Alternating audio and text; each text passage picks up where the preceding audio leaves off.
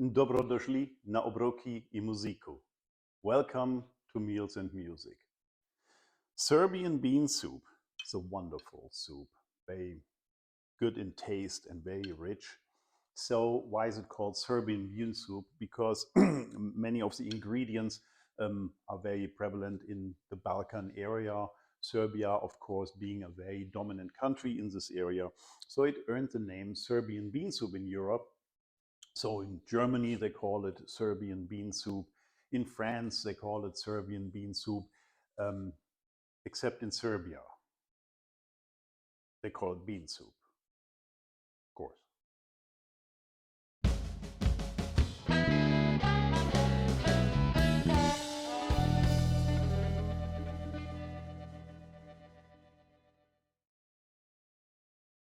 And then people ask me, so in a Serbian bean soup, what's the most important ingredient? I mean, it's like sausage in there and meat and stuff like this. And I have to say, it's a bean soup. So, of course, the most important stuff in there is the beans. You can choose different kind of beans. You should have white beans.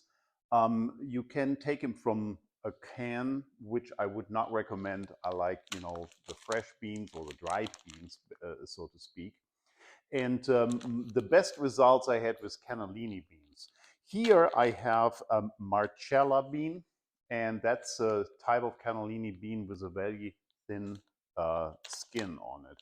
So, I mean, you can go to the supermarket and buy some beans, but there are quality differences. And I personally get those beans from Rancho Gordo, and I'm not affiliated with them, or well, they're not a sponsor or something like that. I just really like them because they select a better quality of beans, and you definitely will taste that.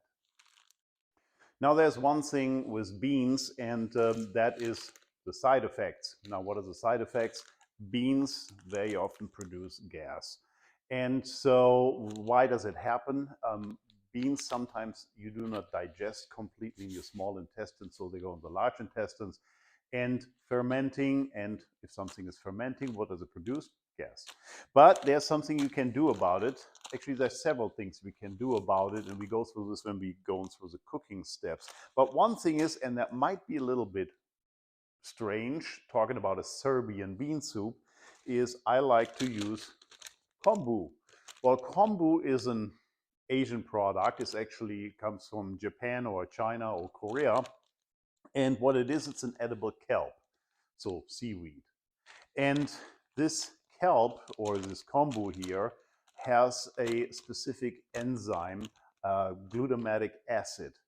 So, and that helps actually with the digestive process. Now, what we do is we take that kombu, and actually, even when we soak the beans in water, we'll already add that to it so that the enzymes can start working, and then we will cook it with it. Now, what about the taste? Well, there is something quite interesting regarding the taste. Talking about the taste, well, there's something interesting because, I mentioned the glutamatic acid and glutamate, isn't that something, doesn't it ring a bell? Well, how about MSG, monosodium glutamate? So glutamate is actually something also present in tomatoes, which produces a specific taste.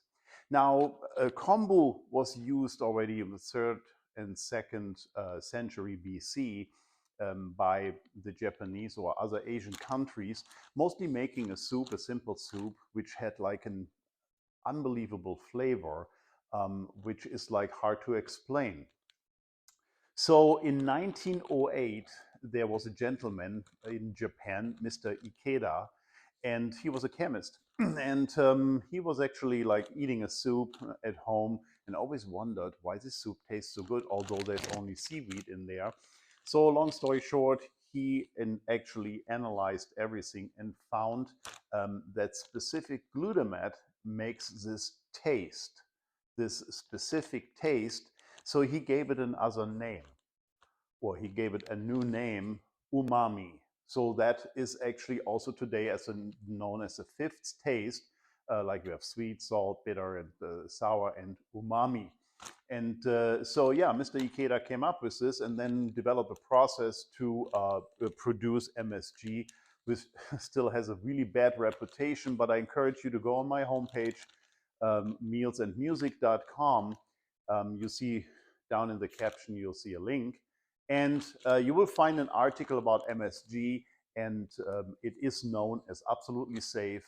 All those wild stories about MSG nights and something like this are pretty much not true. So you can read about this. There's links also to the FDA and stuff like that. So don't worry about it, where it comes from. Again, this also like is already eaten since hundreds of years. So that also gives then a special flavor enhancer to it, to the soup or to everything. Every time when I make beans, also for bean salad, also I add this kombu. It doesn't have a specific taste. It's not like something is like, that tastes like kombu. It just makes it better. So give it a try. You don't have to do this. You don't if you don't find it. If you buy it, I bought it on Amazon actually. You find it in some stores. Make sure you buy the right stuff. There's different. I mean, you can buy a pack for $12. You get the same size of pack for $2. The sources are different. This $12 package comes from the most famous and best known source around the island Hokkaido in Japan. And that's where it is from. You find also stuff from China. Not that it's really bad, but it's certainly a different quality. And so, go for the real stuff. Okay? What do we need for a Serbian bean soup? So we have, of course, the beans. We talked about this already, and the kombu, and then we use some meats eventually. So pork belly works really well. And we just use, some pork belly. Actually, this is way too much here. And I found this stuff here, which is perfect. It's pork belly already with brown sugar and slightly cold smoked. So that smoky and sweet flavor is good. If you can find it, take some pork belly and rub some brown sugar on it, and use some liquid smoke a little bit, and make it a little bit smoky. And we use some of those cubes in the soup. And then a sausage, a smoked sausage, also for the flavor. You do not find this always in a Serbian bean soup. Actually, a Serbian bean soup is just like a wedding soup. It's like everybody has a different recipe. But this is pretty popular to put this in there. Now, what type of sausage you want to use? I use a Polska kielbasa. There's another side info. If kielbasa actually just means sausage. So you're always saying, oh, I have a kielbasa. It could be anything. Polska kielbasa, as we get it, easy to find in the store. Very good flavor will add to this. And then we need a little bit of tomato paste. We have some greens, of course, peppers. This recipe, Serbia, the Balkan, of course, peppers shouldn't be missed. We have onions, we have leek, we have some roots. Here I have a parsnip, or you can use a celery root, for example, something like this, a carrot, and most important, garlic, lots of garlic. So we'll put this together. Oh, and of course, we have some beef stock. You can go also with vegetable broth or something like this. I would not necessarily go with chicken broth, just because you want a little bit like a better intense flavor for that. So I like the beef stock, and of course, like other things I have is organic. Find this. I always go for, if I find it, I go for low sodium. That's not, but as I always say, if you want it salty, you just add salt. So that's why you want to maybe start with a low sodium. So that's all. That's what we put in there, and we'll take it from here. I got the beans here. I already sorted them out. You just look through them if something which doesn't belong in there, a little rock or something like that, and rinse them really well. So because there can be some sand or dirt on there or something like this. So rinse them really well. And I did this here already. Then take some cold water, and now we want to soak the beans. So I'll fill it up so that you have approximately 1 or 2 inches water above the beans. You know, obviously they're getting soaked, so it's like soaking something in. And then secret ingredient, as we mentioned before, kombu. I'll take, you know, one of those whole pieces. Actually smells pretty good. And put this in with the beans. And just try to bury it a little bit so that it's not only swimming. And that's it. So let the beans soak for several hours, whatever that means. Sometimes people do it 4 hours or so. Or what I do, you can soak them overnight. The longer you soak them, as less you have to cook them. They're getting softer and stuff like that. So that's what we do now. Once they are soaked, we'll take in the next steps and prepare the soup. I soaked the beans overnight. Actually, I could have used a little bit more water because kombu actually sucks a lot of water in there too. But see, I mean, the volume of the beans just got much more, so we can use them now. For the meat, I selected the pork belly, again, that smoked and brown sugar pork belly, approximately 6 ounces, and then a half a kielbasa, which is also around 6 ounces, and want to cut this in pieces accordingly. So, I mean, you want to have like on the pork belly smaller sizes because, you know, it's a soup, so you will eat the meats, should not overwhelm, so you want little pieces. I use probably, I would say like a 1/4 inch pieces on the pork belly, and then I will use slices on the kielbasa. All the meat is cut in pieces. Here the same thing with the slices for the kielbasa. They're probably around a 1/4 inch thick. So again, that they are like a good bite size for the soup. And then I have the red pepper. Either you use one large red pepper or 2 small ones. What I got here is a little bit more than a cup when it's chopped in little pieces. We have the parsnip, that maybe is a 3/4 cup. Then the leek and the carrots. I have 1 medium-sized carrots. I like to cut them in little slices, half slices. And then, of course, a large onion. And now we will fry those up first before we add the liquid and cook the soup. Add some tallow or like some cooking oil to the pot. You don't need a lot of fat because obviously the pork belly has some good fat on it, which we let out. But I use tallow. Use something for higher temperature, like an avocado oil or something if you don't have tallow. So, and then I add the pork belly and the kielbasa and put the onions in there.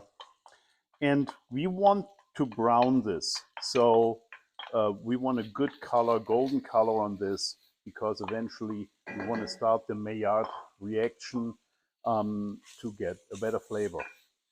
Good, so this is approximately 10 minutes and things got really nice and brown in there. We have something in the pan as well, which is good. So the Maillard reaction is a chemical reaction between amino acids and reducing sugars and gives that specific flavor. Actually, it happens to all, not just meats, but also onions or mushrooms, for example, will actually change the flavor. So now we put a little bit, like maybe 2-3 teaspoons of tomato paste in there and mix this up and let it sweat a little bit together with the meat, and add now at this point some Hungarian paprika, salt and pepper, and then we can also add all the vegetables and have them also warm up a little bit with the meat before we add the liquids. So mix it well. And again, let it sweat a little bit. I would say like a minute or two. That's all enough. See, it comes already together as a beautiful color. And at this point, we can add the beans together with the kombu. We'll put that in the soup, leave it in the soup, and I leave also the liquid of the where we soak the beans in. Some people throw that away and rinse it. However, in this case, you will lose a lot of flavor and actually nutrition as well. So I put this in there together with all the rest and the beans. And once it warms up a little bit, then we'll add the beef broth and make it actually a soup. Okay. And how much beef broth you use is a matter of taste, because here you can make that more a stew, or if you use more broth, you make it a soup. Here, for example, we have 1 pack, which is like 4 cups. So that would be more stew-like. See, it's pretty rich. And think about that, the beans also will expand a little bit and soak up some more liquid. So I prefer putting probably 2 more cups of the beef broth in there and make it more soupy. So we want to now bring it to a boil and then reduce it and simmer it for probably around 90 minutes. The most important is eventually the condition of the beans. So once the beans are nice and soft and fleshy tasting, then the soup is done. And we can adjust like salt and pepper on the end of it. So now let it simmer and see then. The soup simmered for 2 hours. We extended the time a little bit. 90 minutes was quite not enough. Some beans were still a little bit chewy, a little bit hard, so we just took it a little longer. As longer as better, and the flavors come back together. So, but then we let the soup cool down and reheated it. And like with every soup, you will find out, with most soups, you will find out every time when you reheat it, you improve the taste. So that's what we did. Now let's take a look.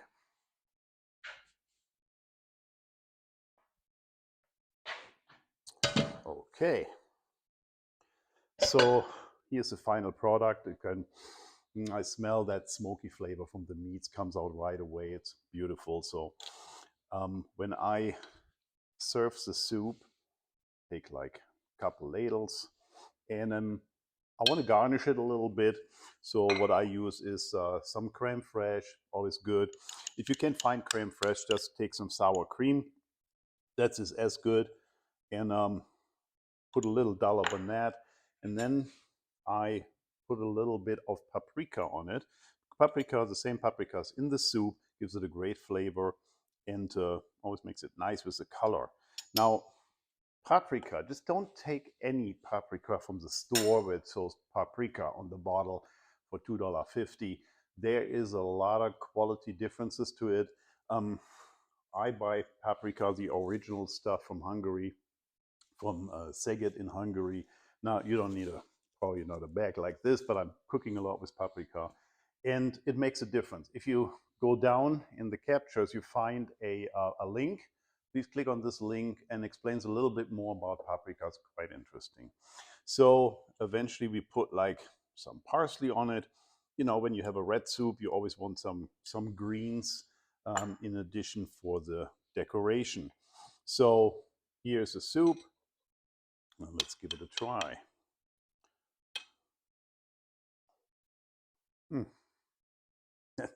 Actually great. It's really good. Sorry, I don't want to talk with a full mouth, but that is really, the beans have this earthy flavor, bringing it in. The consistency of the beans is just perfect. The broth is really good, strong from the meats. The meat cooked out really soft. The pork belly and the kielbasa. It's a wonderful play how that all plays together. Now, I have to admit, if you look at the pot of me, you think, well, okay, this is not that much soup for what we took. Well, um, to be honest, my wife and I could not resist yesterday and had a couple bowls and some second helpings already. So consider that pretty much like double the amount what it really is. Sorry, but we really couldn't resist, because if you can taste it, if you can smell it, you will understand. As a wine pairing, of course, I recommend a wine from Serbia. You find a great selection of high quality wines in Serbia, and they actually make a very wonderful Cabernet Sauvignon. And it is a little bit difficult to get some wine here from Serbia. Well, actually, you can get everything, but it's also quite expensive. So when I looked for certain wines in those from those regions, I was asked for between $80 and $100. So it can be a little bit pricey. If you, however, you can go with a replacement. You can have a good quality Cabernet Sauvignon from California. And if you go down the captions, you will see some suggestions. And so what I recommend for the kind of wine you can use here. Now, in regards of music pairing, because this is meals and music, I picked a traditional Serbian song, Oj Ruži Romena. And this song reflects love and separation. So departure of a loved one is like what they're singing about, and they're using the metaphor of a ruddy rose. So, and you can imagine if somebody goes away from home and is missed and sitting there somewhere far away alone, what brings your memory back at home, as many other things, is of course the food. This is where you came from, that's where you grew up, and that's what you remember. So of course, this very traditional bean soup brings big memories for the people who left. So this was my choice for today. I hope you enjoy the music. I do hope you enjoy the soup, and I hope you will be back for my next recipe on Meals and Music. Thank you.